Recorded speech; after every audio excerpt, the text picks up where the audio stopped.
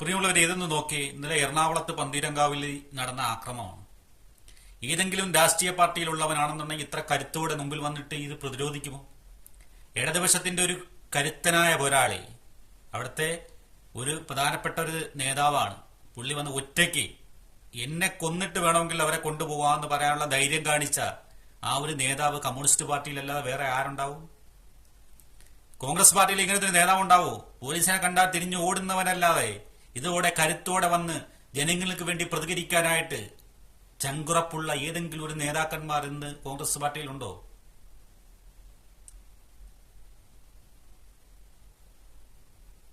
പാവപ്പെട്ടവന് വേണ്ടി പോരാടാൻ ഇടതുപക്ഷമല്ലാതെ വേറൊരു പാർട്ടി കാണില്ലെന്ന് തെളിവാണ് കേട്ടോ ഇത്.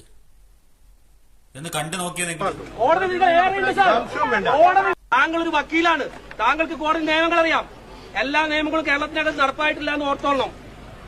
കോടതി വിധികൾ നടപ്പാക്കും. കോടതി വിധികൾ ഏറെയുണ്ട് സാർ.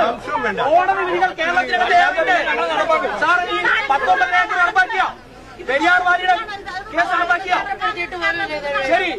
ഈ പ്രിയപ്പെട്ട മാധ്യമങ്ങളെ നിങ്ങളുടെ ശ്രദ്ധ ക്ഷണിക്കാം. ഈ വിഷയം കഴിഞ്ഞതിന് ശേഷം നിങ്ങളെല്ലാവരും കൈപ്പൂരിക്കര ചെല്ലണം.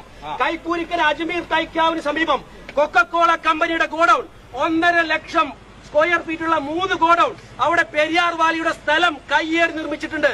എന്ത് നിലപാട് ഈ പറയുന്ന സർക്കാർ സംവിധാനത്തിൽ ഈ കോടതി അടക്കമെടുത്തു? നിങ്ങൾ പോയി അന്വേഷിക്കണം.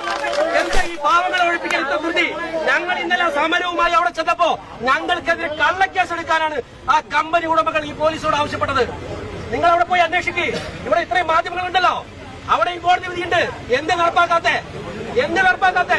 പണമുള്ളവൻ എന്തുമാകാം എന്നതാണെങ്കിൽ കഴിഞ്ഞ 5 വർഷക്കാലം ഇടതുപക്ഷത്തിന്റെ സർക്കാർ ഭരിച്ചപ്പോഴും CPIM ആണ് ഈ സമരത്തിൽ നേതൃത്വം കൊടുത്തത്. ഞങ്ങൾ ഈ പാവങ്ങളോടൊപ്പമാണ്. ഇനിയും ഞങ്ങൾ അതോടൊപ്പം തന്നെയാകും.